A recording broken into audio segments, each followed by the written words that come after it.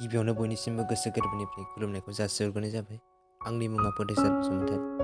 आं दिनै नोंथांमोननि सिगाङाव दोंसे गोदान खन्थाइ लाना फैदों। खन्थाइनि मुङानो जादों निखावरि। दानिया फैदो खन्थाइखौ आवगायलांसै।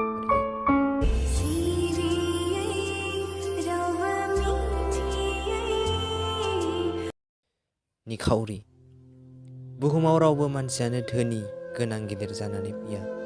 बयबो गावबागाव दुखु खस्थ' थैख्रां थांख्रां नाजानायनि गेजेरजोंसो गावनि जिउ मोनसेखौ आलो गोजोनै खुंलांनो हायो। बेनिखायनो जों गिबियाव खस्थ' खालामनांगोन। गोरिब होनना फावसायना थायालासे दुखु खस्थ'खौ सहाय सोमनानै खामानिखौ मावोब्लानो जिउआव जों सानसेब्लाबो जाफुंसारनायखौ मोननो हागोन। गोजोन्थों। खन्थाइया एसेनोसै। नोंथांमोना जुदि आंनि बे खन्थाइखौ खोनासंनानै मोजां मोनदोंब्ला आंनि चेनेलखौ जाहाथे लाइक, शेयार, कमेन्ट, साबस्क्राइब खालामना होयो। एसेनोसै।